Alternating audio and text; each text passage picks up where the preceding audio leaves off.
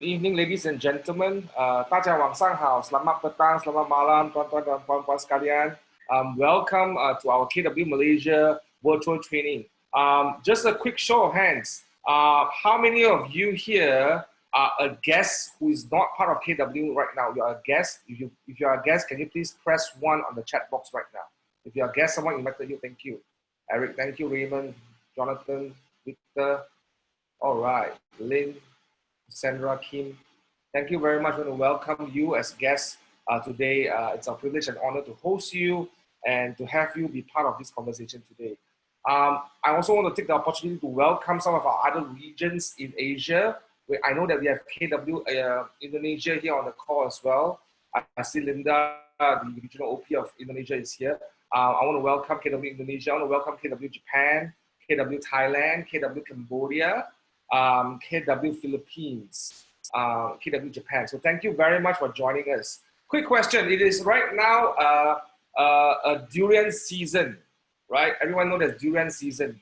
How many of you had your share of durian already? How many of you had durian in this season right now? If you had durian, please type 2 on the chat box.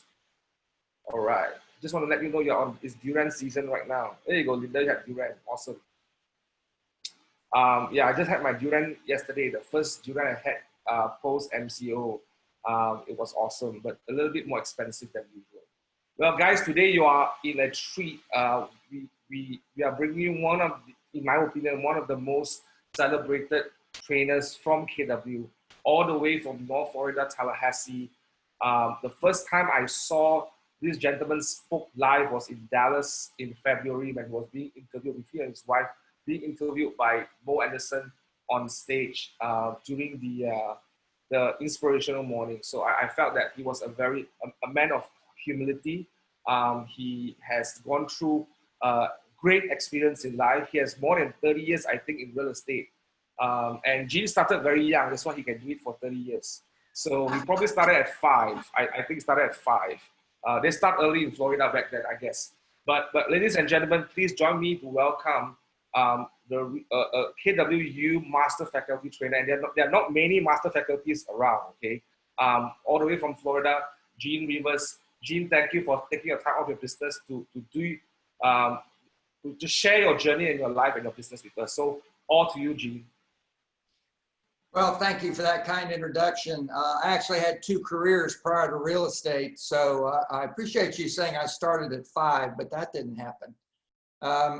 I am in the business, though, 32 years, starting 32 years, and my wife and I went into the business together, and we started doing very well. I lived in Miami, Florida at the time, and in 4 years, we bought a new home by the water, a 3-level home. We had 2 new cars. Our career was rolling along really well, and then Hurricane Andrew hit, and this was in August 24th, 92, and it destroyed our home over our heads. You guys are familiar with typhoons. You know the damage they can do. It became a 2-level home instead of a 3-level home, and we were wrapped up in mattresses in the master bath. We lost 1 of the cars. All of our property for sale was gone. All of our property waiting to close was gone. The real estate company we worked for was in a business center. The entire business center was destroyed. All the offices in there were destroyed. So in 36 hours, we had nothing. And we relocated up to Tallahassee, Florida, because like most agents, we lived and worked in the same area. So when we lost everything, there was literally no neighbor's house to sell. There was nothing to do. There was no office to go to. And we decided to relocate and start over again in northern Florida, which is very different than southern Florida. And we had 2 goals first year. One was to buy a new house, and the other was to be in the top 10 of the realtor community in the new area. And there were 1,300 agents at the time. And we bought the home in July, and we finished the year number 9 out of 1,300 agents. And by the second year, we were number 1. To this date, my wife and I have a team. Our team has sold over 5,600 properties. I think we're right about 5,700 now. It's about $1.3 billion in American dollars in total volume. And I'm only sharing this with you that I've been doing this a long time, but I've been doing it at a high level. And today we have over 800 agents across Northern Florida. We have the largest brokerage operation across Northern Florida. And we do a lot of business. And I've been watching agents, and I've been an agent for 32 years. And I feel a responsibility for helping agents. I want everybody to have a shot at succeeding as a high level as possible. And what we're here today to talk about is not my ideas alone, but it is my packaging of ideas that are well known in this industry. And I think any of you that understand Keller Williams and Gary Keller, you understand that he is first and foremost a student of the science of how we do what we do.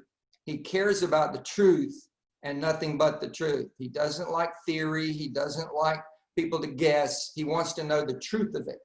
The Millionaire Agent book was a 2.5-year search project on the truth of how do people at the highest level, how do they do what they do? And that truth has created millionaires all across the industry. There's another training program called 36-12-3, which stands for 36 sales in 12 months with 3 hours a day spent on direct focused activities regarding lead generation. That is a model for single agents to achieve at a very high level also.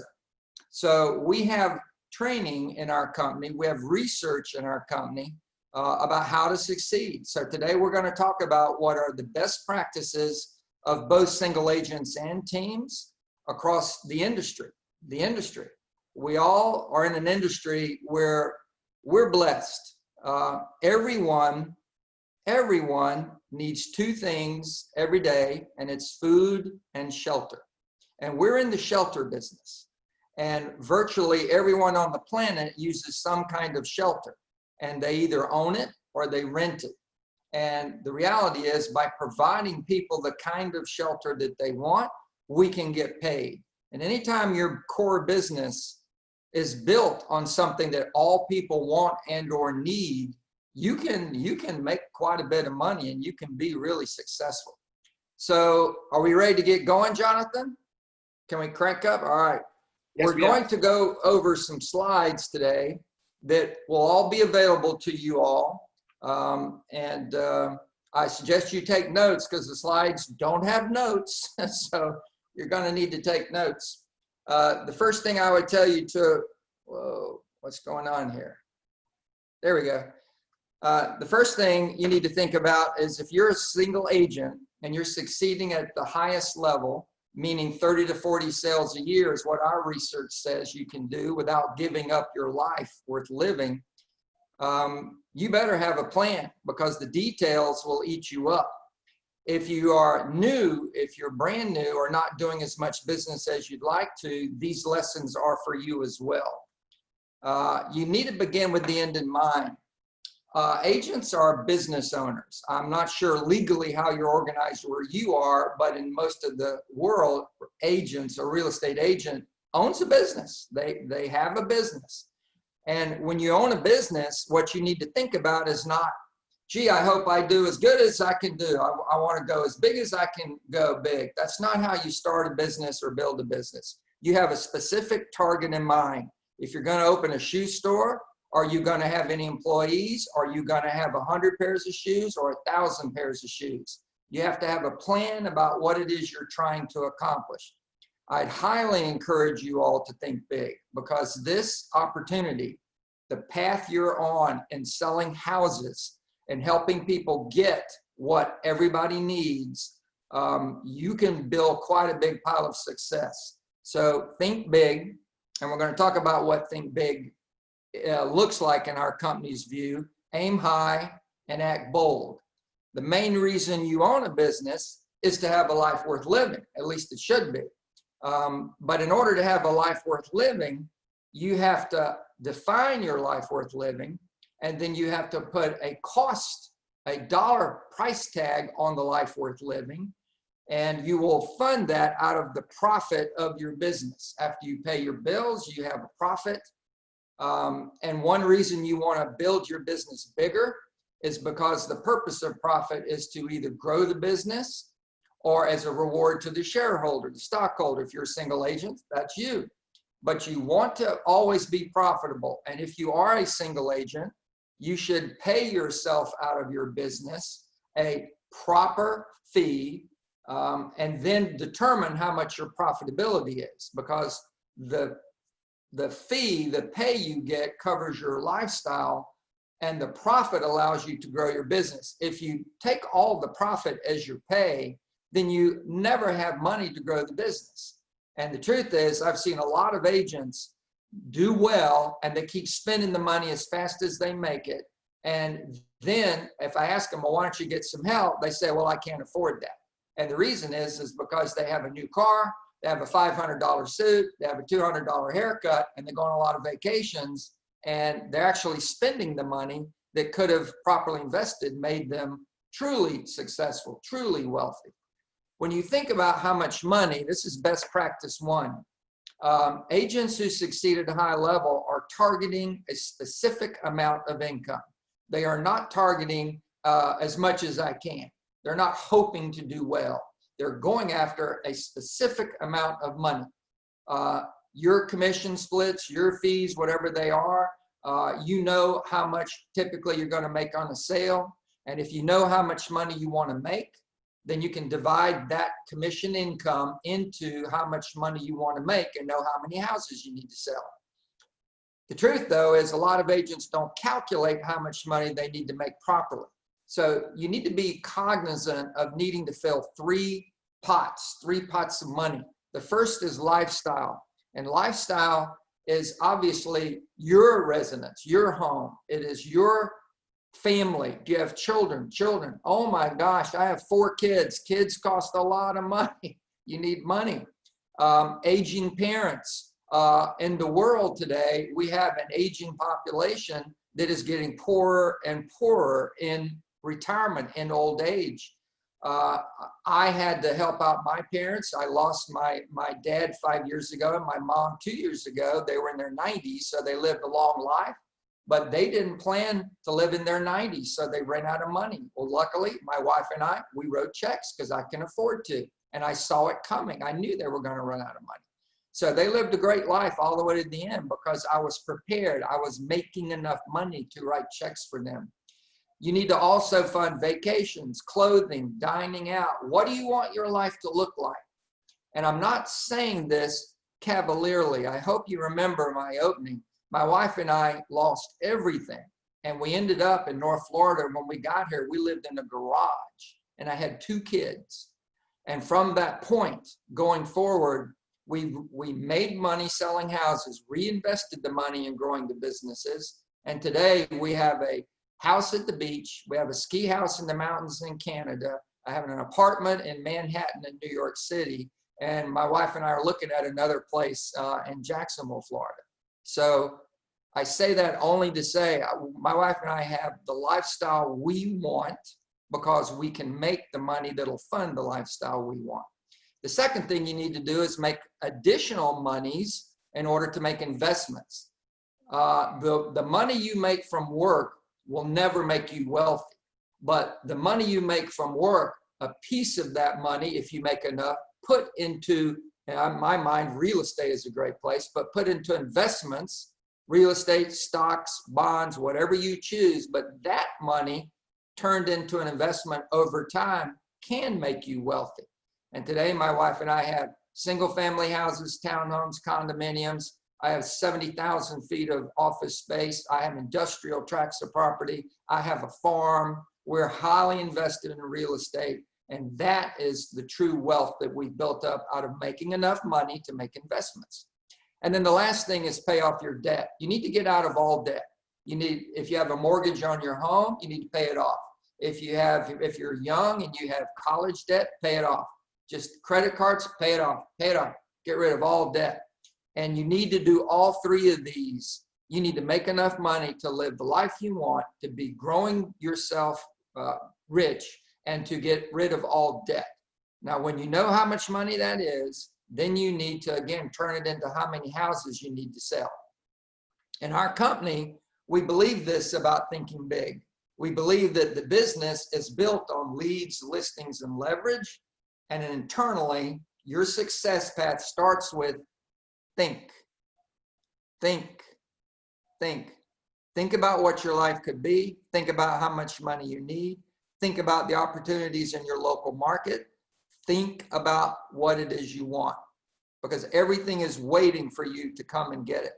When you think big, the Red Book says the first level is to earn $1 million GCI, earn a gross $1 million GCI.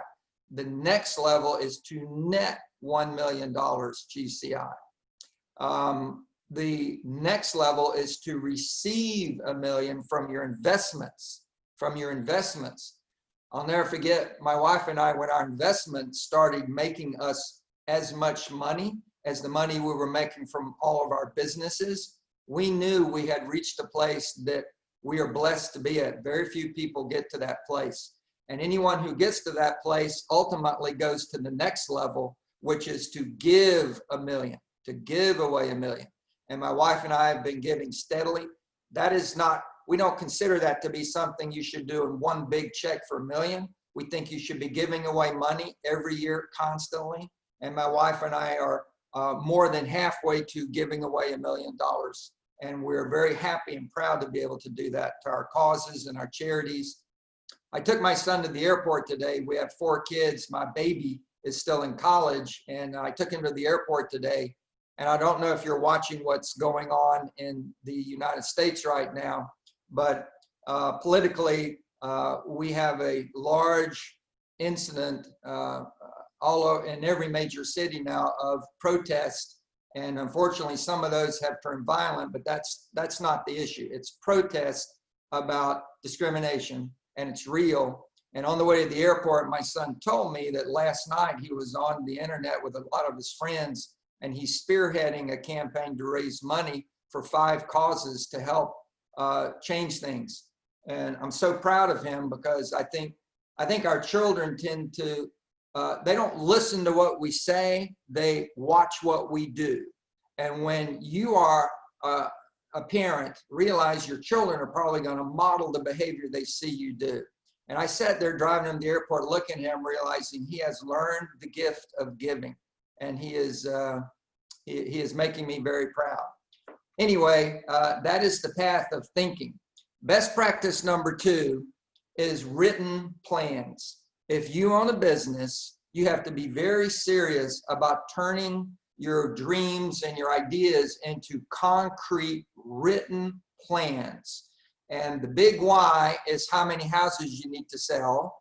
The big why is your mission, vision, values, beliefs, and perspective. If you want to know more about that, we have another training program called Quantum Leap that goes into this in depth. But you need to get clear about your big why, and that turns into a 135 or a GPS. The 1 in the 135 would be how many houses you need to sell. We'll talk about the rest in a minute. Then you turn the 135 into a business plan, and there is a business planning clinic class out of the Millionaire Real Estate Agent book that does it perfectly. You just do that. And then you have to follow the plan daily and weekly. And the tools you use, the written tools you use to do that are the 411, time block, and a project list. And we're going to talk about those towards the end of the program today. This is what a 135 looks like. And I've done it for a single agent, and I've done it for a team. So you have 36 sales or 120 sales, and you could even do 1,000 sales. It's going to be all the same 135. So the 1 are the systems in your business, 2 are the tools you use in your business, and 3 are the people in your business. So the systems, if you look at the systems, they're all the same for all agents. It's number 1 is lead generation, number 2 is the seller system, number 3 is the buyer system, number 4 is the financials of your business. Now, if you're a single agent, those are the systems you need. You don't need any other systems, and everything else is usually a subset of one of those 4 systems. If you have a team, then you need the 5th system, the growth system. And that is simply career visioning, 30, 60, 90, STO. How do I find, hire, train, and lead great people in my organization? The tools you need, and these are worldwide, tools you need are very straightforward. Number one is the database, and that would be command, database, command. Number two is a website, websites. Number three would be the app, consumer app. Number four would be collateral material, and that would be pre-listing packages for sellers, pre-listing packages for buyers, relocation packages for people coming from out of town, investment packages for real estate investors, second home packages for people buying vacation properties. You need tools, collateral materials, things to give to people, whether it's email or in paper, but you need collateral materials. And the quality of your collateral materials normally will separate you from all the other agents in the marketplace. And the fifth tool is a target, meaning there's going to be a tool you need because of something specific you're doing for your business. And I'll give you a simple example. If you're going to do videos on Instagram or YouTube or Facebook, I'd recommend YouTube or Instagram.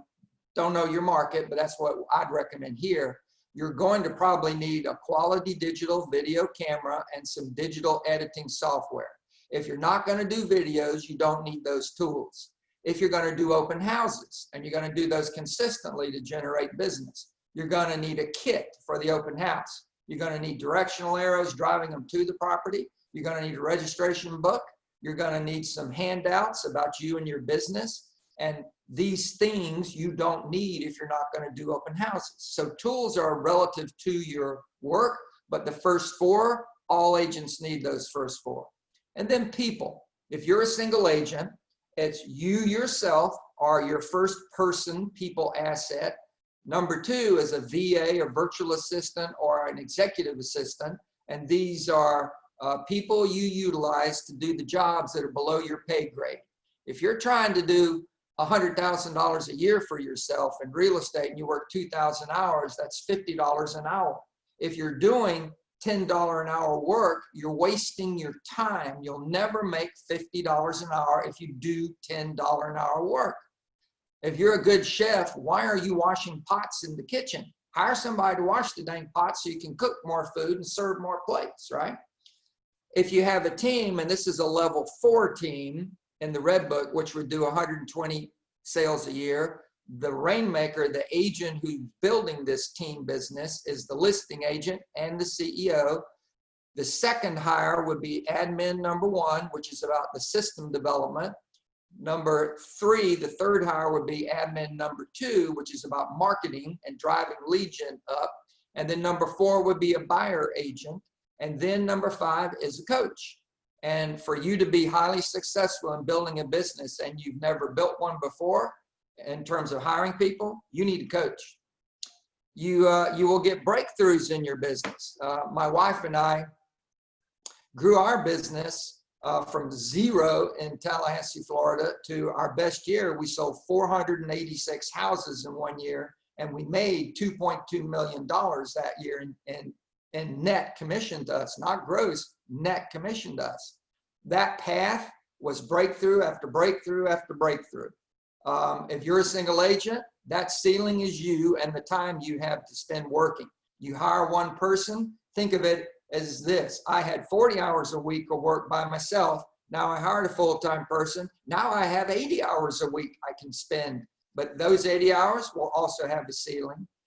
And every time you hire somebody in our business, and this is our research fact, whether it's an admin or an agent, your business should go up by 24 units. 24 sales should go up every time you hire somebody. So a 4-person team is capable of doing a minimum of 100 sales a year. Optimum would be 120. So these rules require you to pay attention to them if you want to keep growing. What is the next step for a breakthrough? And the biggest breakthroughs are always in hiring people. So when you build the business plan out of the 135, it's these 4 models: the economic model, the lead gen model, the budget model, and the organizational model. We're not going to go over all of these in depth, but we're going to take a quick look at these. This is the economic model right out of the Red Book, and it says, and I've done it in reverse so that you can see it from the net to the beginning. This is 30 million in volume with an average price of 250,000 US. and that is the number used in the Red Book. If you look at the math, that would be $7,500 a sale times 120 sale. That's $900,000 in American. And that means you're right at gross $1 million. You're almost there. It'd be 120 sales, and it's not 50-50. Because remember, the Rainmaker is the listing agent. The buyer agent handles all the buyers, but a buyer agent takes a lot more time for each client than a listing agent does for a seller. So the Rainmaker will produce 70 sales from listings, and the buyer agent will produce 50. Optimum would be 60-40. Minimum would be 60-40. At a 75% conversion rate backwards, in other words, how many listed buyers and sellers did I have to get 120 closed? That would be 160. 92 sellers, 68 buyers, and out of a conversion rate of 75% from appointments to listed buyer or seller, that would be 215 appointments. Now, the minute you see that and the minute you understand that number, that is the most important thing about the economic model. Knowing how many appointments you need to have a week to be successful. And this agent building this business, very simply, needs to have 4 appointments a week, 2 seller, 2 buyer, and they'll make the sales. If you get the weekly goals done, you will get the annual goals done. Best practice number 3 is communicating constantly. And you do that through 2 things, prospecting and marketing. Prospecting is you talking to people, emailing people, texting people. It is communicating with people directly. And whatever the technology is, or face-to-face, whatever the platform is, the modality, you need to do that a lot. And then you need to market to them. And the reason you need to market is to reach a larger pool of people that are strangers. Prospecting is going to be you going after your sphere and past clients, or motivated strangers that you've identified are considering buying or selling. You put them in a database, you feed it, you systematically touch. The 36 Touch is a program designed to cultivate business from people you know. The 12 Direct is designed to target people you don't know and cultivate business from them. And an 8x8 is a short-term, high-touch designed to build brand awareness or to build conversion from motivated strangers. What you need to practice ultimately in communication is mail, call, see. And I want you to really hear that. You need to be mailing people, you need to be calling people, and you need to be seeing people every week. And I'm going to say it very clearly. The number of people that get mail from you every week and the number of people that you talk to every week and the number of people that you see every week, you add those numbers up, and that is directly controlling your success. And if you want more business, you're going to have to mail more people or mail more frequently. You have to talk to more people, and you're going to have to see more people. And that is the course to breaking through ceilings. So when you look at your database, it's going to be built on this concept. You're going to capture contact information, you're going to connect with them, and you're going to close to the appointment. So if you get a sign call, you have to be good at connecting on the phone and then converting them to an appointment before you hang up. My team has been working on this for decades, and our conversion of sign calls to appointments is about 80%. We have a very high conversion rate of sign call to appointment because we know what we're doing, and we're highly scripted, and we practice all the time. If you connect with people, like on the phone, but you can't get the appointment, then you need to cultivate them. And cultivation is right back to, if it's a stranger, a 12 Direct or an 8x8. If it's someone you know, then it would be a 36 Touch. Your database looks like a bullseye if you break it out by simply numbers. So the general public that you could go after with radio or TV or billboards, that's the most expensive place to hunt for business, and it has the lowest return on investment based on the money it costs you to do it. Don't misunderstand what I'm saying. It works, but it works very poorly relative to other things you could do with that money today. There's a target group of haven't met strangers. That's a group to go after. Most agents get business out of their sphere. Our research says if you've got 600 people in your Met database, you're getting somewhere between 60 and 100 sales a year out of those people. And that's about all you're going to get. So if you want to do 200 sales a year, you've got to go after strangers. And that would be a target group. The definition of how you target strangers is one word: motivation. You're looking for people who have some identifiable motivation to sell or buy real estate. People that fill out forms on the internet to get lists of available properties have raised their hand and said, I'm thinking about buying. People who call and ask, what did you sell that house down the street for? That's a neighbor, and they've raised their hand and said, I'm thinking about selling. There are strategies and scripts and tools you can use to grab those people and convert them. And then we hit the people that you've met, the people that you know. And there are some really important people inside that group of people. So in the very center, I'm going right to the center, you have core advocates. And these are people who send you multiple pieces of business every single year. The red book agents, the people who netted $1 million, on average only had 5 core advocates, 5. In our year when we sold 486 houses, Rebecca and I had 4 core advocates, but the 4 core advocates were responsible for 136 sales that year. 4 people. We could talk a lot about that, but realize top agents all have core advocates who give them a lot of business. And then you have advocates, people who have referred you to somebody. It doesn't matter whether it turned into anything or not. That is an advocate. And then you have allied resources and your network group. All of those people, however, are going to be worked on a 36-12-3. The difference is the people closer to the center get phone calls from you, and in the center, eyeballs, you have lunch, you have dinner, you go to games, you go fishing. With the core advocates, you spend a lot of time with them. You spend time also with advocates. You spend less time with the allied resources. So everybody gets the mail, everybody gets some level of phone call, and then some people get a lot of calls, and then some people get eyeballs. And that's the way you should think about your database.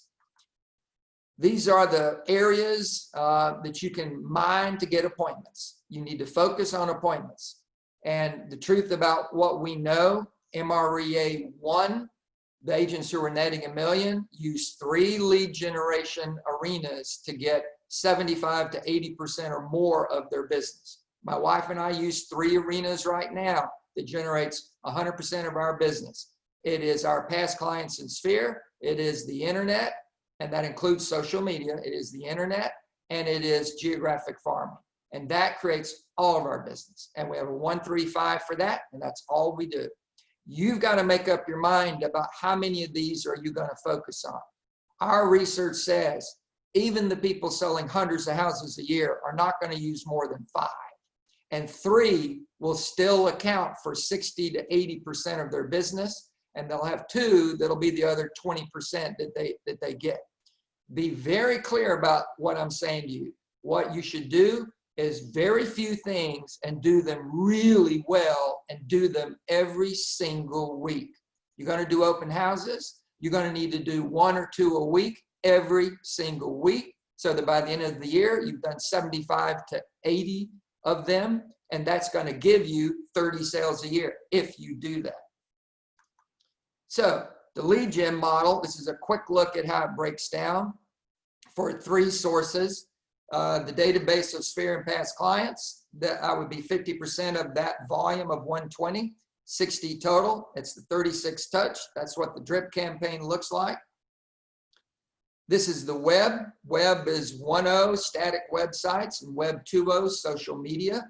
I believe most all agents should target at least 25% of their sales from that arena, if not more.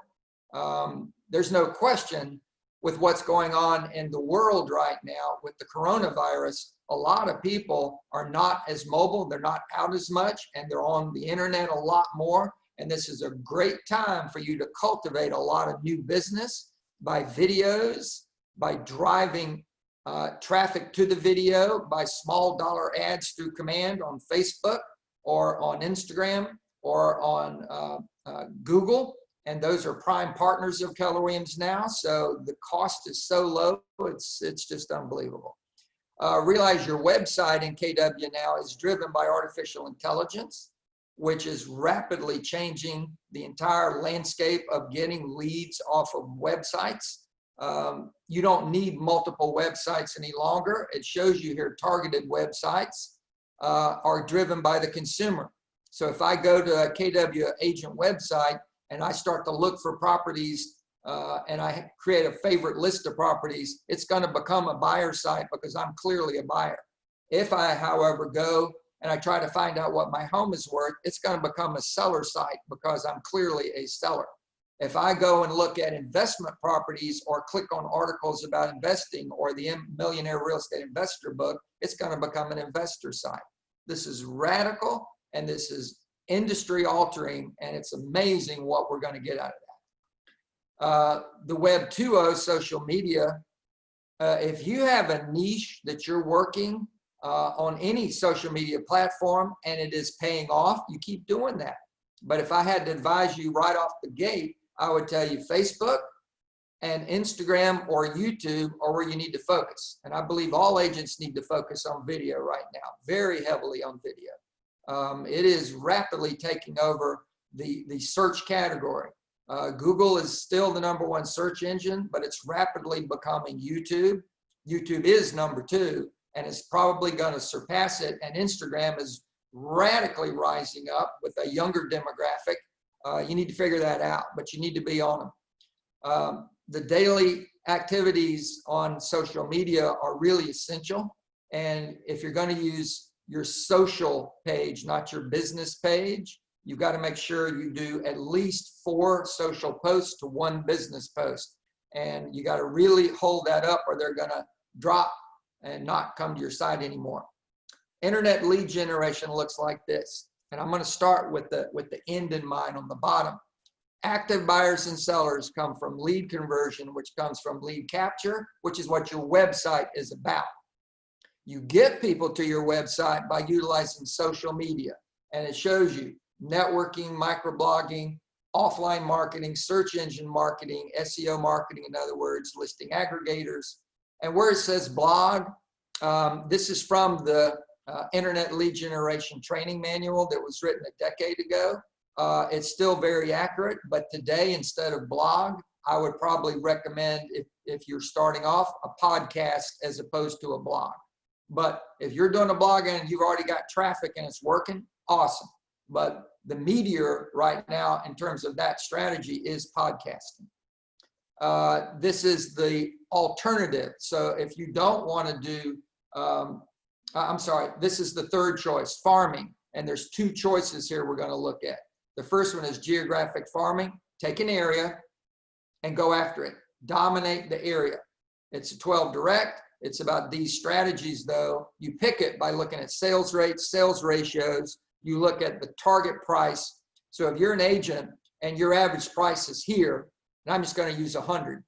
If your average price is 100, you always go and farm above your average price because you not only want to sell more houses, you also want to sell them at a higher price. And if you do that, you bell curve your income up instead of straight line income, just I got to sell more units. No, you want to sell more units at a higher average price.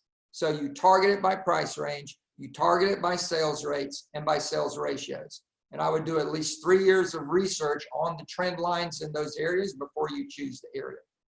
You should expect to get approximately 2% conversion. That would mean 1,500 homes would give you 30 sales a year. And if you do the math on a 12 direct mail campaign, it's actually very cost effective. But it only works if you're also highly visible in those areas. Here's the other option, demographic farms. So you can farm geography or you can farm people. right? When you go after demography, FSBOs are a farm, expireds are a farm, NOD list, that's a farm, seminar attendees, that's a farm. All of these are places to send, to collect strangers and then send marketing to them, and the conversion rate on those is 2% or better. So those are your options. So now let's talk about finances. Setting the best habits. Number one, examine your books at least once a month if you're a single agent, weekly if you have a team. Keep the monthly budget, address it, and look for ways to improve it. This is right out of the Red Book. You should plan on a 30% cost of sales, a 30% operating overhead, and a 40% gross profit. The Red Book was written 2 decades ago, and then about 4 years ago, Millionaire Real Estate Agent book number 2, the research was done, and after almost 20 years, the research is in, and the 30-30-40 is still applicable. It's still applicable. So we believe that these ratios are rock solid. You have to pay attention to these. I'm not going to read through all of this. This will show you at varied income levels. There's a great deal of variety. If you look on the bottom line there where it says net income, you'll see a single agent at 150 GCI, 49% is their profit, 38% as you go up, then 30-30, then 26, then 22, then 39 and 40. 39 and 40 are the best practices at gross $1 million and net $1 million. So the people who are paying attention and watching the categories and sticking to the budgets are absolutely capable of doing 40% bottom line money in profit. This is a more detailed breakout on the operating expense. I'm not going to go over this at all in depth. The main thing for you to realize, though, is that in operating expenses, there are only 2 things that gobble up 2/3 of that or 3/4, and that is salaries and lead generation or marketing costs. Be very careful about that. The trend line for agent businesses is spending more money on admin and less money on marketing costs. And what they're doing is hiring more talented admin or outsourcing it. And those people are doing a great deal of internet lead generation or messaging through texting that's generating a lot of leads. So even though we don't call it lead gen expense, it really is lead gen expense. And I've got that. I've got a marketing person on our team who does tremendous lead generation through social media and Google. And it's called salaries. It's not called lead gen, but that's what she's doing. Best practice 6 in the budget is this. You lead with revenue. In other words, don't go into debt. Don't go sign a contract for $5,000 a month in marketing if you're not making at least 10 times that or $50,000 a month. Lead with profit. There are a lot of ways to spend money in a business, and you should always be playing red light, green light, which is simply, okay, before I spend this money, that's the red light, stop and ask yourself, how will I get the ROI I'm supposed to get? If it is a marketing piece and it's going to cost you $500 a month, that'll be $6,000 a year. The ROI on that is supposed to be 10 times the cost or $60,000. But that's not the question. The question is not, will this ad make me $60,000? The purpose of ad is contact. The purpose of contact is the appointment, not money. So you take the money and turn it into how many closings do I need? So the $60,000, if you make $5,000 a sale, that would be 12 closings. The 12 closings would require double that number in appointments, or 24. So the question you'd ask is, will this yield 24 appointments for me? And if you don't think you see how it would do that, then you stay on the red light. If you do understand how it will do that, then it's a green light. And then the last thing is really obvious, stick to the budget. The biggest problem with sticking to the budget, you got to have a budget in order to stick to the budgets. That's the biggest problem. Best practice 7, get help. Get help in business. The main path to growth is people. It's help. This is a look at the wealthy person's 5 life relationships. And I'm not going to labor on all of them. You obviously need mentors and role models, and I'm telling you, you need them. I have them. I've had them my whole career. I have 2 people that hold me accountable and that I mentor with. You need to be clear about who you're making money for, because that person, notice these arrows go in 2 directions. I'm clearly making money for Gary Keller, quite a bit of money, and I expect back ways to improve and better my businesses. And I think I get huge multiples of that. So I'm very happy for the money I pay. And then of course, there's your family, your friends, your spouse, your kids. The number one thing you give to love, the number one thing is time. If you want to have better relationships with your spouse, your children, your friends, you need to put more time into them. And the reason I'm bringing that up is all of this conversation we're having today, all of this work we're talking about, all this money you're going to make, you need to learn how to do it in 40 to 50 hours a week and no more. If you're launching a business, any launch requires extra time, but there's a point where after a certain amount of time, that business, you should be able to go back to 40 to 50 hours a week, and the business keeps humming along, keeps humming along. My wife and I now have 10 businesses, and I don't put more than an hour or 2 a week into any one business. And our volume is very high. We make a lot of money off these businesses. And I'm only saying that to illustrate the point. It's never about more time. Your business does not need more time from you. What your business needs is better time spent. It's about what you do with your time. It's not about more time. My team, 200 houses a year for over 18 years in a row on average, and the team gets about 2 hours a week from me, and that's it. The last week, they got 0 from me. So I do not need to be there, and that business is pumped. And by the way, our business is 70% repeat and referral. So people love what we do, and I'm not involved, and my wife is not involved with buyers or sellers. The main thing to look at this is the ones below you, the top 5 financial wealth determiners. And here's the point.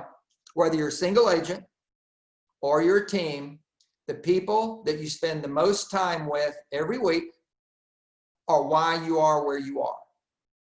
And if you're not where you want to be, it's not get rid of those people, but you might need some new people to start spending time with. And literally, think about it, when I hire somebody, I've now changed who I spend time with. And when you hire somebody, you are absolutely controlling your opportunities in life. And the people you hang with outside of work are also controlling your opportunities in life. Not necessarily for money, but for pleasure, for fun, for growth, people who stimulate you, people who make you think in a different way, think bigger. It is very important you understand about your wealth determiners.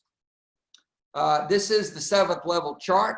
We've been talking about a single agent today, and then down to level 4 where the red arrow is.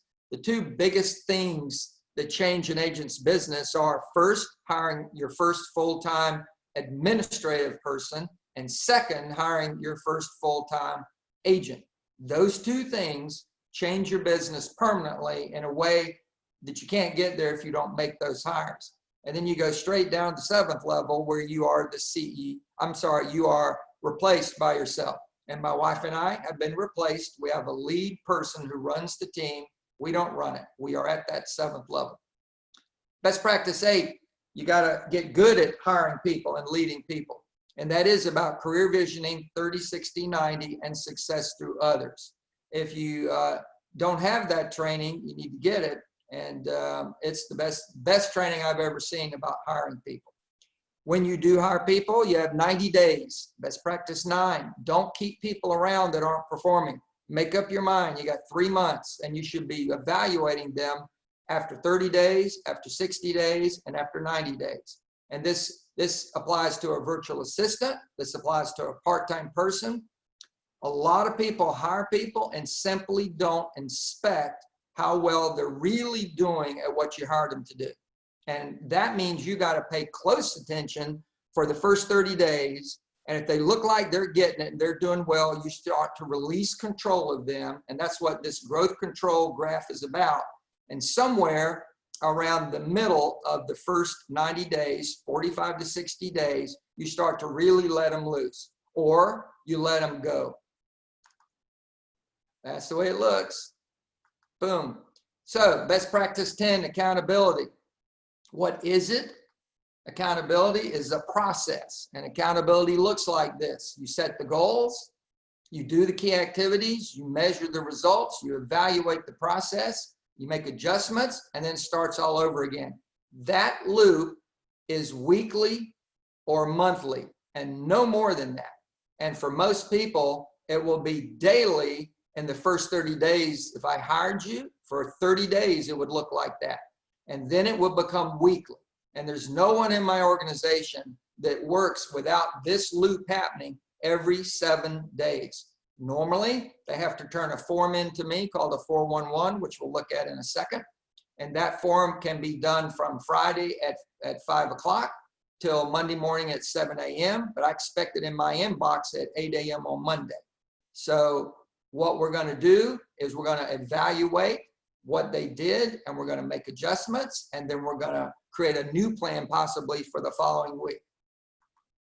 When you put it on paper, it looks like this. This is the 411 that I like the best. There are different 411s in our company, but notice at the top, this one covers personal as well as business, and I like that because, as a lot of you know, the mission statement of this company is to help you all have careers worth having, businesses worth owning, and either one, a life worth living. So I hold my people accountable, not just to their job and the business performance, but also to taking time off, to having vacations. In other words, I have paid vacations for my staff and my agents, and they don't roll over. A lot of people want to roll them over. I don't let them, because I want you to take time off every year. You're not going to not take time off to be with your family. So if people want to get in better shape, if they ask me to help them, I'll help them. I'll take a donut right out of their hand in the office. Say, you can't eat that donut. It's killing you, man. The important thing about the 411 is really the bottom. Knowing what activities you need to do every week in order to be successful. And the activities are simply metrics that are measurable. So how many people did we contact? How many appointments did we have? Not set, have. How many clients did we sign up? And how many contracts got fully executed? Those are the activities that we measure in all of our businesses. And those are how we know how well we're doing. Anything that's going to be done that's important requires time set aside for it. And that's what time blocking is all about. So when I get the 411, I also get their time block. And I expect to see them have 6 hours of an 8-hour day, 5 days a week, specifically time mapped out. An hour and a half on lead generation, 30 minutes on follow-up calls to people who close 30, 60, 90 days, 6 months, and 1 year from the time they close. And then they'll do 1 hour of appointments. And now we've already accounted for half a day. So they will have specific blocks of time so that when I get their time block and I can just text them and say, what are you doing right now? They better be doing what their time block says they're supposed to be doing. And the simple truth about this is very straightforward. When people know what to do and when to do it, they tend to be more successful than they figure it out on the fly every day. And then this is the daily to-do list and specific time block appointments. When you put it all together, it looks like this. The 20%, the things that matter the most, are tracked on the 411. They show up in their calendar, and they're translated to the daily to-do list. Everything else is on a separate 80% task list. As their leader, once they're past their 90 days, all I'm focusing on is the 20. And as long as they're hitting those numbers, they're entirely self-managed on how they juggle their task list. And if I have to get involved in their task list, it means they are not doing their job properly. And we often will put them back into a 30, 60, 90, or at least a new 30, where they've got to get back on track and control their accomplishment of their 20% and drive their time block in a more powerful way. So thank you so much for listening to all that. I think we're right on time. It's top of the hour. So now we've got time for some Q&A. And yep. I apologize if that spelling on the top is wrong. I hope it's right. It's a right spelling. Don't worry about that. It's right spelling. Okay. G. So what kind of questions do we have? Yeah. Guys, do you have any questions to put into the chat box? Feel free to put in the chat box. Gina, I've got one question for you, and I think it's probably a more relevant question to what's happening around today, and we are going through this globally in terms of this major shift that we are in. Yes. What are some of the things that you are seeing in your region or in your market centers or your teams that the agents are doing differently before this shift happens? So what are they doing differently right now to keep themselves in their goal or hitting their goals on the daily goals or weekly goals or monthly? What are they doing differently right now, G? Yes. So are you talking about the coronavirus problem or the economic Correct. problem? The major shift that we are going through right now. That's right. Yeah. Well, what we have to understand is what's going on. And what's going on is first a coronavirus wave. COVID-19 is a wave. It is a pandemic. And I look back, and I'm not unique in this, all pandemics have a shelf life, meaning they rise up and then they fade away. That shelf life is normally measured in months, not years. It can be years, but it's never more than a couple of years, ever. So whether it was the flu of 1918 or the swine flu, the avian flu, whatever you look at, pandemics, they have a shelf life. If you look at the Wuhan province in China, it started there in December, and today they have had no new incidents or no deaths for several weeks now. And business is, quote, returning to normal. And I'm saying that deliberately because when the virus has passed through and we're getting almost no new cases and no new deaths, when you hit that point, people will tend to go back to, quote, normal. But the virus wave has created economic damage. And the issue is, how long does it take and what does the economic damage look like once it leaves? You know, it's kind of like a cyclone. You know, it's coming, you see it coming, it hits, it's really bad, and then it's still bad for several hours afterwards. And now you can go outside and say, all right, what kind of cleanup and rebuilding do we have to do, right? It's the same thing. During the virus wave, the issue is simply survival. Just like when a typhoon is on top of you, it's just survival. And in terms of what we're doing, Jonathan, it boils down to everybody should be on the phone, and this is what we've been doing now for 2 months, every morning for 2 to 3 hours, talking to your pipeline. And your pipeline are people that last fall, last winter, you put them into your pipeline for people who said, we're gonna move, but we're not gonna do it until probably April or May of next year, right? So you put those people in a pipeline. And those people, when the virus started to hit hard, a lot of people said, I don't care, we've got to move. Or they said, oh no, we're not gonna move while this is going on. And then there's people in the middle that said, oh my gosh, I don't know, should we still do it or not? It seems like it might be dangerous, I don't know.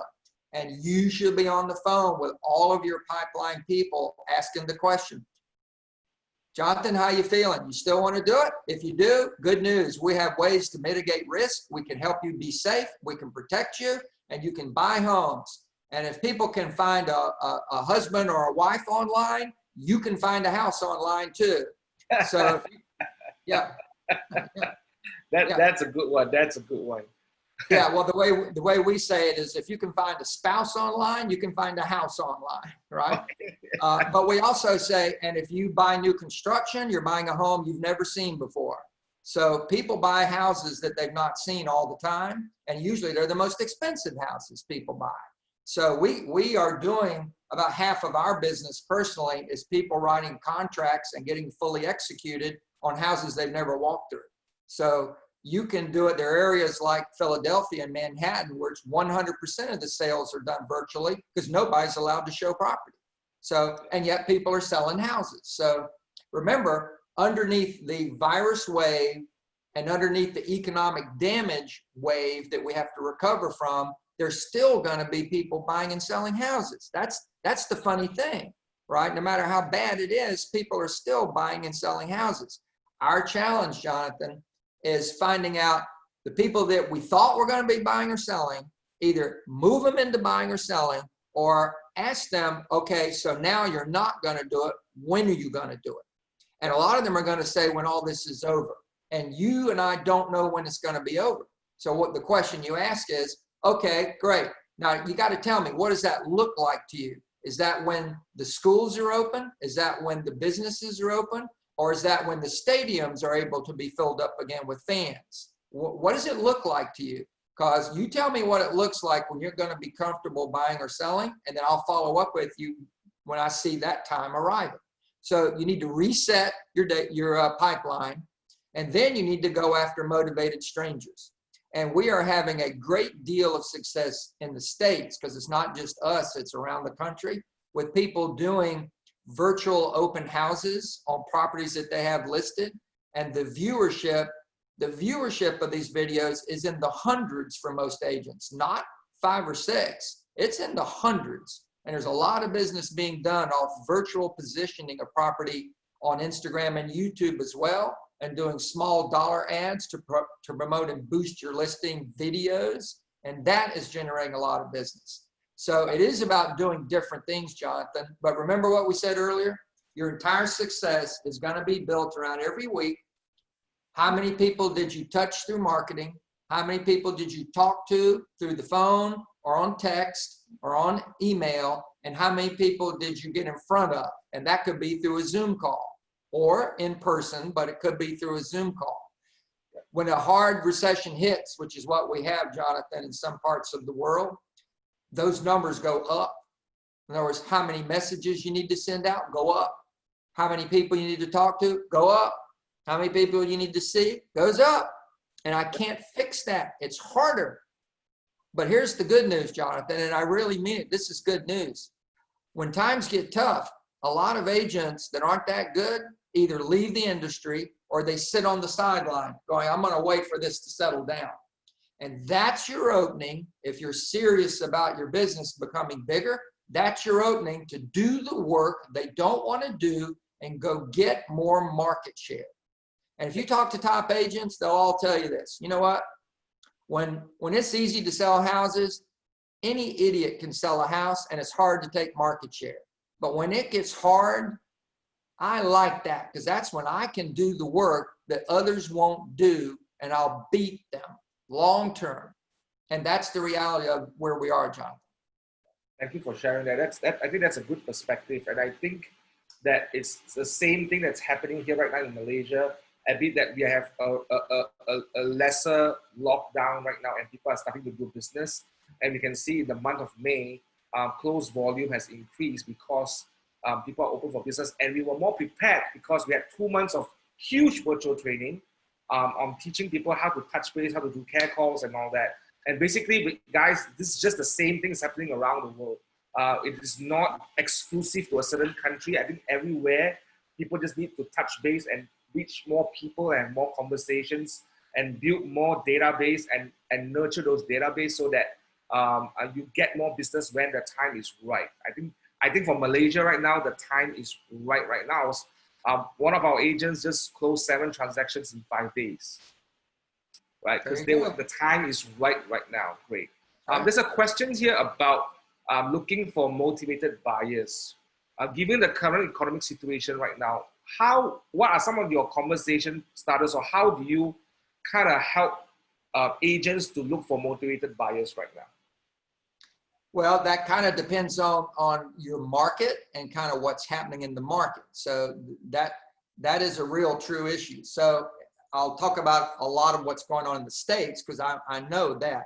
In the United States right now, listing inventory for the last 60 days has been falling a lot. In other words, new sellers aren't entering the market. And pending contracts are down also, but not nearly as much. So we're down literally 40% in listing inventory off where we should be.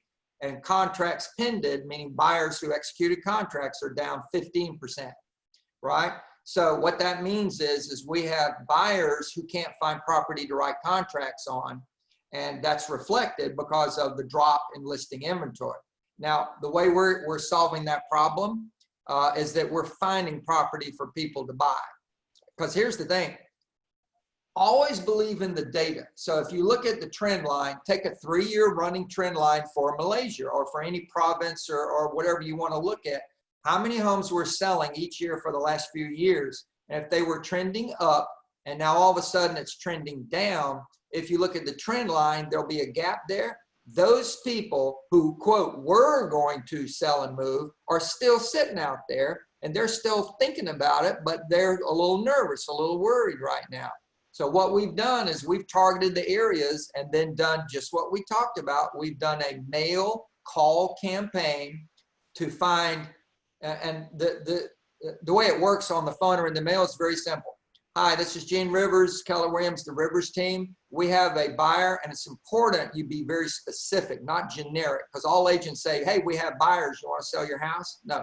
We have a couple, Bob and Mary Johnson. They have 3 children. They love your neighborhood, and they're trying to buy a home in your neighborhood. And we realize there are people who've been worried about selling who aren't, and we're hoping you might consider selling your home without having to put it on the market. You don't have to have showings. You'll have no risk about the coronavirus at all, except for one showing to one person who will be wearing gloves, who will be using sanitizer, who will be having booties on, and they will only go through your home for 10 minutes. So they'll go in for a quick tour and leave. And I do believe they'll buy your home. So can I talk to you about this? Please call me at this number.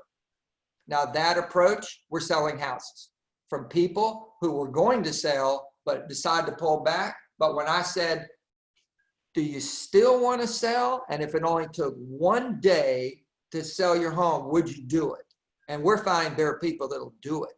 And we're back talking about if an agent is willing to do the work that others won't do, you're going to take market share. Absolutely. Totally agree. So basically, looking for motivated buyers, getting your database to work and be very specific in knowing the needs of the buyers and bringing that need to good listing owners who are not sure, unsure, when no one is calling them at all, and you become the agent to call them and tell them specifically you have got this opportunity for them. Are they interested? And just keep going on until you find the right one. Absolutely. And if you want to find motivated buyers, the way to do that is through the internet. It is through, for us, it's through virtual open houses. We're finding them very easily just running virtual open houses. We are finding them through our typical ways on the internet, where we, again, post up new listings on social media, typically on Facebook. We also do the tours on YouTube and Instagram, and we're finding buyers that way. And all buyers do one thing always, and that is they try to get a list of available properties, right? So we're still offering that through simple small dollar ads on social media, and we're getting buyers that way. We don't have a problem finding buyers. We have a problem right now with finding inventory for buyers to buy in the country. Yeah, I think our problem here is finding buyers, because we've got a huge inventory. The supply of homes that's ready and the owners wanting to sell are more than the demand of buyers right now. So that's where one of our challenges is. When you mentioned a lot about virtual open houses, are you guys using Matterport? Yeah, hang on one second about that question. If you're looking for people who are motivated to buy versus just motivated to look, you always ask 3 questions. Why are you buying? When do you need to move by? And what will happen if that doesn't occur? So there are things you can do to generate leads from people who act like a buyer, but they're really not that motivated to buy, right? So those 3 simple questions. Why are you buying? It's normally a powerful, compelling reason that is emotional. Like, well, we're having our 3rd child and we live in a 2-bedroom house. We have to move, right? When do you need to move by? Truly motivated buyers have a deadline they need to hit, a deadline. When you have that kind of a person, you got yourself a motivated person. And then the last one, they'll have pain if they don't move, pain, some kind of pain. Well, the lease is up and we decided we don't want to rent any longer, we want to own. So if we don't buy, we'll be on the street because they already rented the property. Well, that person is going to buy a property, right? So it's those questions. Sorry, go ahead. Yep, awesome. Thank you for bringing that up. You mentioned a lot about virtual open houses.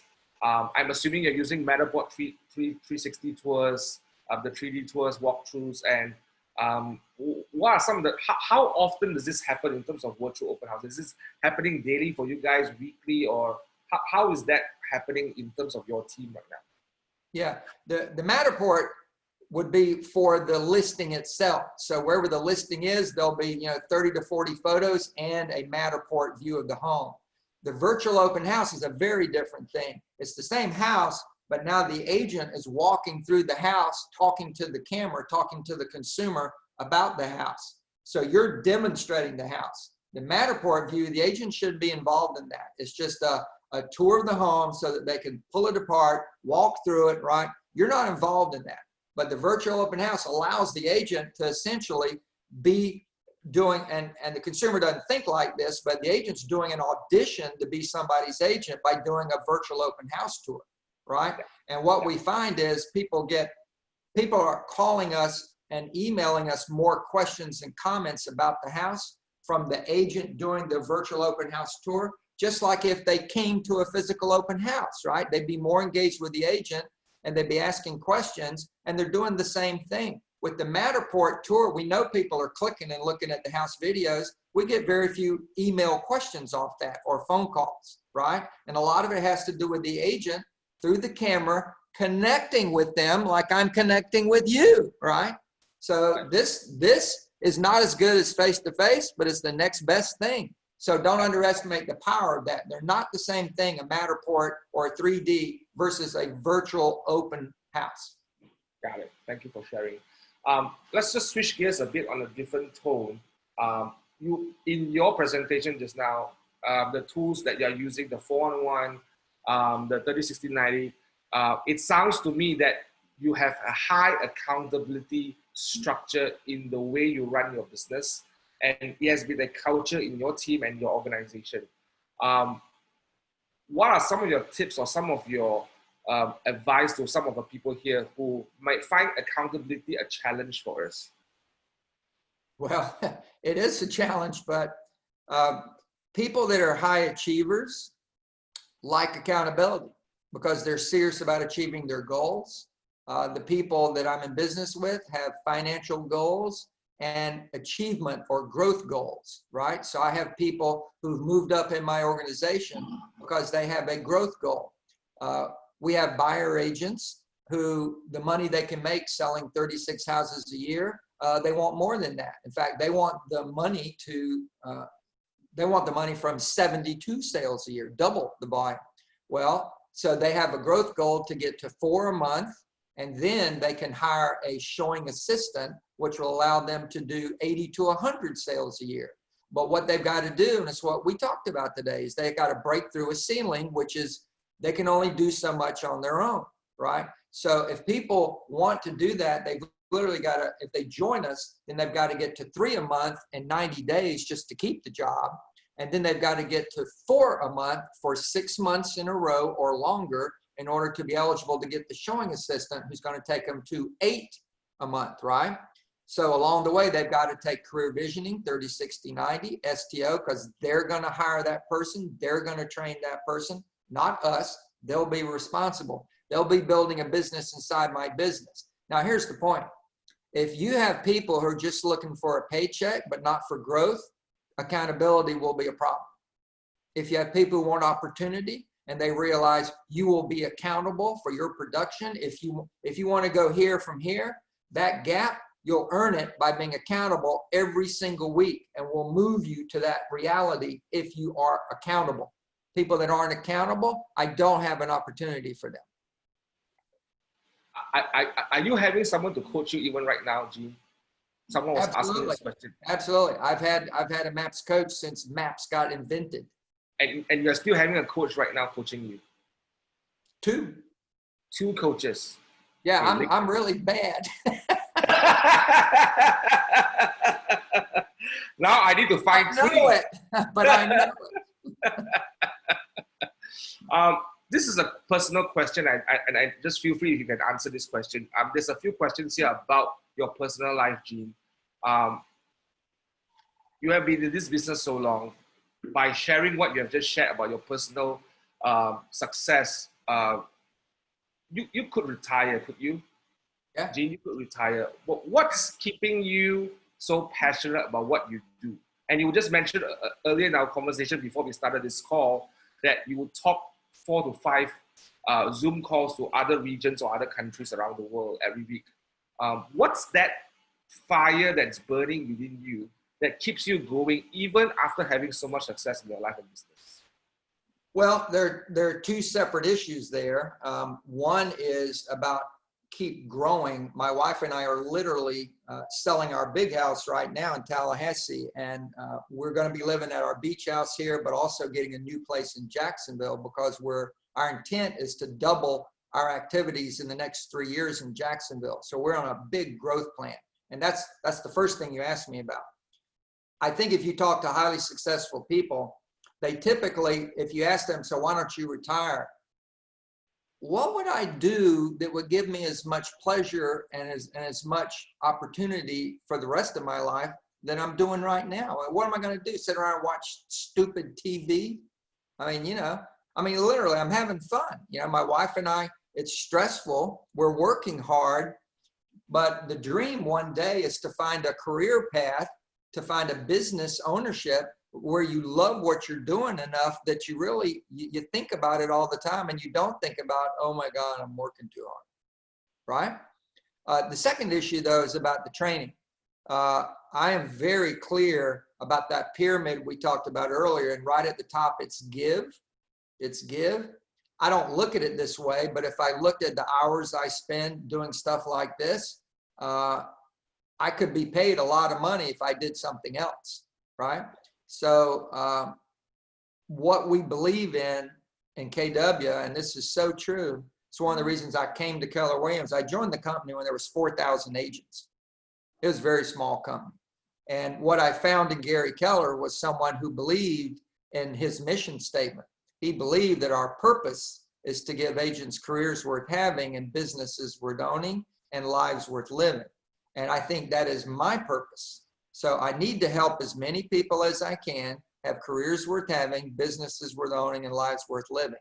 And that's people I don't know, like the wonderful people on this call, but it's also people in my organization. So that thing we just talked about accountability, we had a person in my Tallahassee office that we promoted and moved him to Jacksonville.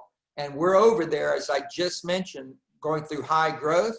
Well, one of the reasons we're doing that is he's going to get ownership in a new market center by doing that work. So we're writing the check, we're providing the vision and the mentoring, but he's doing the work. Does that make sense? Yep. So by providing platforms for the people that we've got already that are talented, they are pushing me to give them opportunities or they're going to leave me, right? So I'm providing opportunities for them, and not because I have to, but because it's a real joy to get a talented person and see them start going up that ladder of life where they're becoming more successful than they ever thought they would be, right? So we are giving back to help our own people move up the ladder, but also to help other people move up the ladder. Frankly, I think the bigger and more successful Keller Williams becomes, then the life and career of an average agent in the entire industry rises, because what we're doing is putting pressure on our competitors to increase the benefits of their own agents, or they're all going to leave and come to us. So I truly believe even if we don't get them all, we're going to help everybody go to a higher level, which at the end of the day is good for the buyers and sellers of real estate, that we all get to be better professionals, right? So I think it's that old saying, last comment on that, Jonathan, which is the more people we help, the more success comes our way. And I truly believe that. If you're doing this for money, you're going to struggle. But if you're doing this to serve people, both your staff, but buyers and sellers, if you're just there to serve without regard to the money, you're going to make more money than if you were focused on the money. And I believe that. Wow, thank you. That's a very big aha here. That's a very, very big aha. I hope all of us here in this call is really getting that message there. One question about accountability, Gene, here. In terms of coaching, how do you know that that's a right coach for you when you kind of get into a relationship with a coach? How do you know that this is the right coach for you? That's a very good question. That is a good question. And what you should do, if you're in Keller Williams, unfortunately, it's a little difficult to do, but I truly believe you should interview. And a lot of the people that I've worked with as a consultant in their own personal business, I've told them, you need to go to family reunion or to mega camp, and the booths there, they have a big MAPS booth, and all of the MAPS coaches in KW are there. And you need to have an elevator speech about yourself. So here's my business now. I've been in the business 32 years. I've sold this many houses, yada, yada. I'm trying to get to this place here. So you have that elevator speech and you go around, you say it to the coaches. So Jonathan, I've been in the business this many years. I'm doing this and I'd like to be here. Aside from you, Jonathan, who would you recommend I interview that's a MAPS coach? So if you ask that of 40 or 50 MAPS coaches, because you know these events are 3 days long, so you've got the time to talk to a lot of MAPS coaches, you'll start to hear 1 or 2 or 3 names come up more than any other names. And some of them will say, well, you should do me. Nope, I need a name besides you. And if you're the one, I'm going to hear your name from other MAPS coaches. No offense, but that's what I'm going to do. And then when you have those 3 or 4 names, you should then ask those people, I'd like to buy you coffee or lunch and sit and talk. And when you talk to them, what you should ask them is, you tell them your elevator speech, and you say, I'd like to go here. So give me some framework, mindset you have after hearing who I am and where I want to go. What would 6 months or a year of you coaching me look like? And if that answer isn't compelling to you, that's not the right coach. And there is a truth. There are a lot of coaches that are very competent. That doesn't mean they're a good fit for any one individual. And the way you find out about the fit is having coffee or lunch and talking to them. Got it. That's a good point. Thank you for sharing that. The next question here is, what are some of the training programs that you recommend to train new agents to get into production very quickly? What are some of the trainings that you recommend? Or what would you do to these agents to get into, single agents, I think, to get into production as soon as possible? Yeah.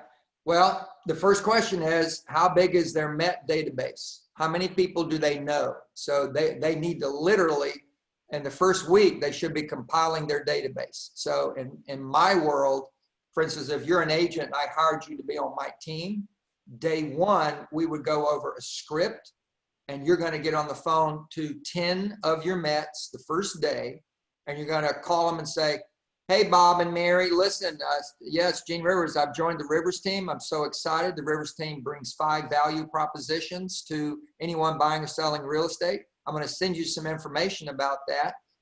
And I would love it if you could give me a family member, friend, or coworker who might be thinking about buying or selling real estate, because that made me look really good to my boss, and this is a new job and I want to keep it. So would you help me out? I'll call back in 2 weeks and see if you got a name for them. Now we're going to give them the script, and they're going to rehearse it, and they're going to sit there and they're going to input a name and command, and they're going to make the phone call. They're going to update the data on that phone call, and then they're going to set next point of contact. They're going to mail them something, and we tell them, what you're doing now is what you will do for the rest of your career on the Rivers team. You'll put names in command. You'll set them up on a drip campaign. You'll set a next point of contact, and you'll work them until they buy or sell or refer you. Do you have any questions? So what a new agent should do is get control of their Met database as fast as possible and start messaging them, and then set follow-up calls and follow up.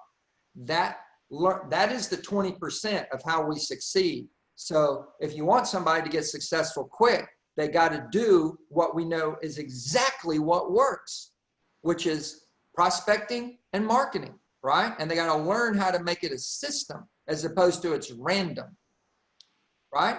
So our people, it's 2 hours a day for the first 30 days. All they're doing is working their Met database. And if they have a small Met database, then we'll start feeding them some of our database of past clients.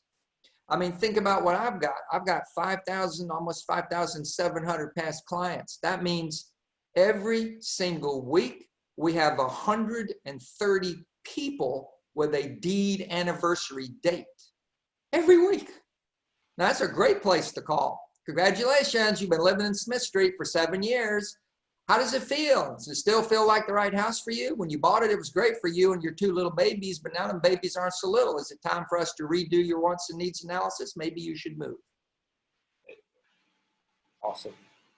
Thank you for sharing that. That's great. Basically, working your database first, because that's the fundamental block in the whole business that we are in. That's the habit they've got to develop if they're going to have systematic success. So that's where you start, right there. By the way, Ignite is about that, and Bold is about that. Both of them are about getting your database ready and starting to make contacts systematically, right? Right, that's right. And in Ignite, we are supposed to have 200 database working with us after the whole 12 power sessions. Right, that's what we do. Thank you for sharing that. This is another personal question.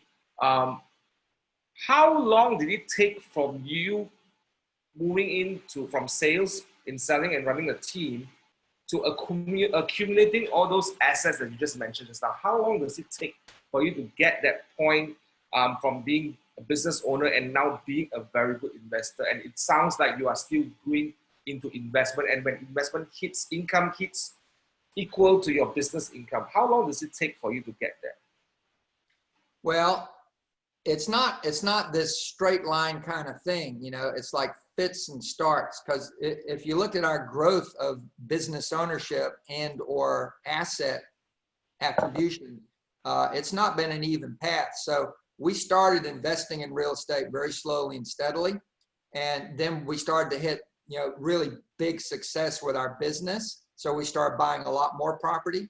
And then the prices of property got so high in 2003, 4, and 5 here in the States that they wouldn't cash flow properly. So we stopped buying them. We were making a lot of money, but we stopped buying them because the prices were stupid, right? And then in 08, we had the big collapse. And in the collapse, we started buying again, right? We were making less money, but it didn't matter. When we were making a lot of money, we had stockpiled a lot of money. So we bought other assets like stock, and then we started selling those and turning cash into real estate, which I do believe is a better investment, right? But the math has got to work on any investment. So it's been a little uneven. In the business acquisition, in the collapse, 2 of the market centers, we own 4 market centers. We're opening number 5 right now, but 2 of the market centers were failing, and we bought them out and turned them around. Now, we wouldn't have done that if there hadn't been a collapse, right? Because they wouldn't have collapsed, right? So that was more providential than on a plan.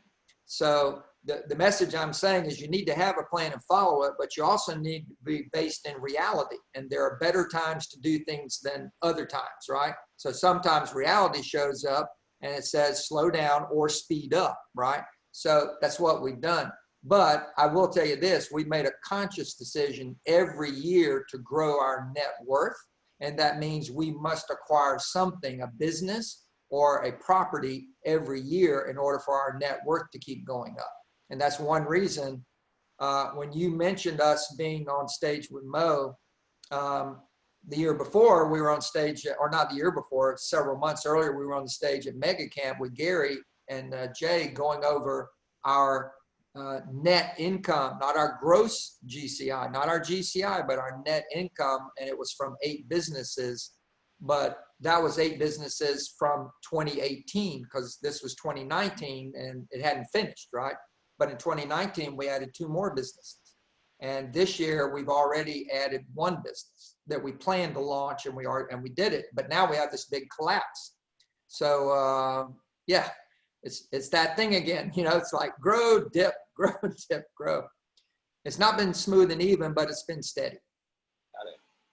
Well, G, in the interest of time, I've just got one last question because I want to just respect everyone's time and your time as well. But this last question, I heard your story when Mo kind of interviewed you on stage in Dallas, and you were sharing the story of how you had to kind of restart your life after that hurricane hit you and your family in Yeah.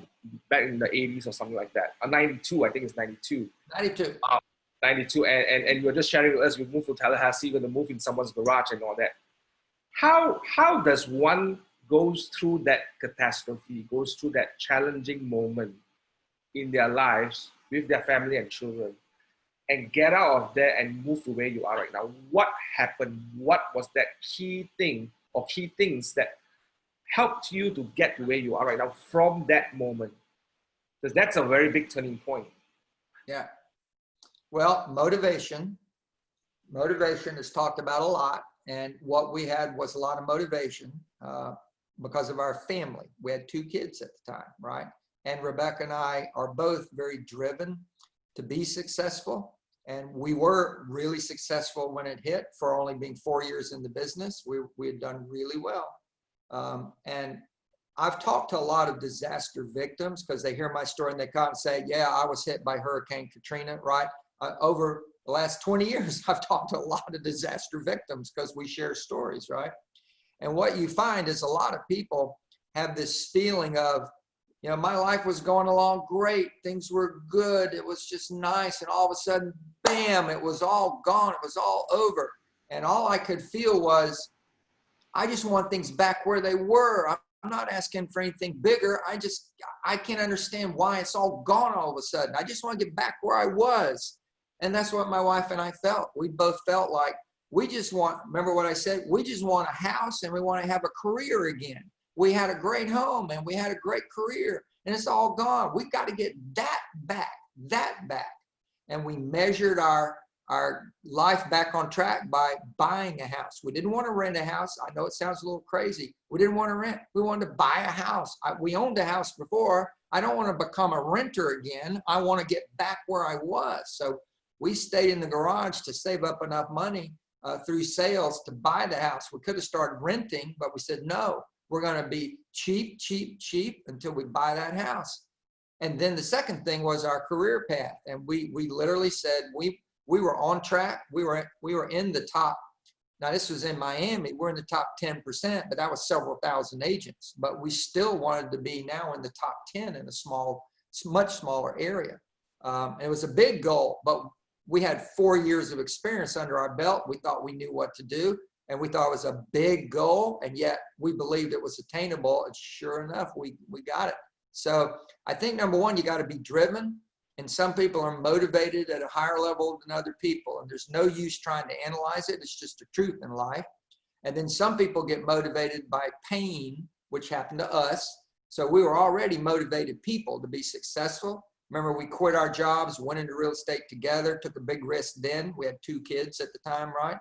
But we also got highly motivated to recover our position. And the path through that was explosive business growth. So it all came from being motivated already to be very successful, but then extra motivated because we were ticked off about the hurricane yanking everything away from us. And we weren't going to sit around and whine about it. We were going to fix it. And you make a decision to do something about it. Yeah. And then we had written plans, and written plans. That's the game. Written plans. Awesome.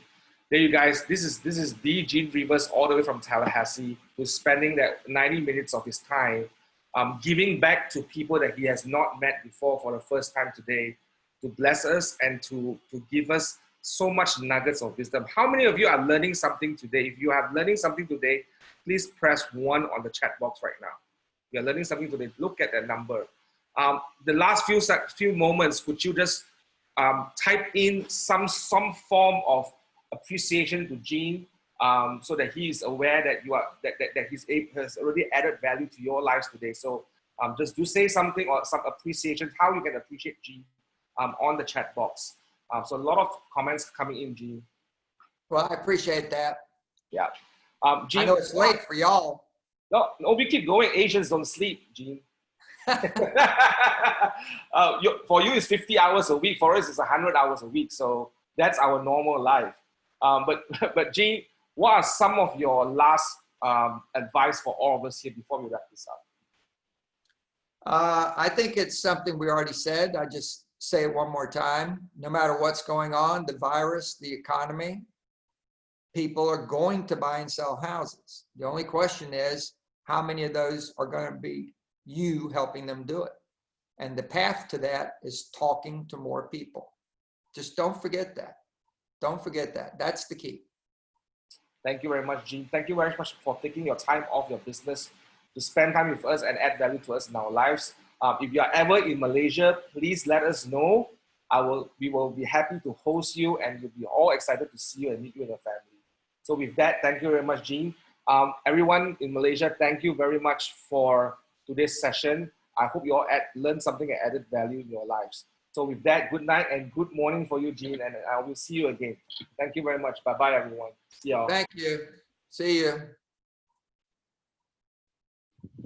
Thank you, Gene. Thank you. Thank you. Thank you. Thank you for all the nice comments. That's great. Appreciate it very much.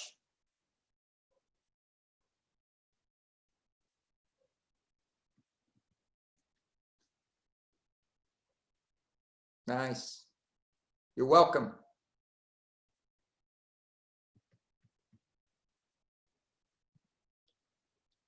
Okay, my phone is ringing. Bye. Bye, Gene. See y'all. Have a good one. Bye.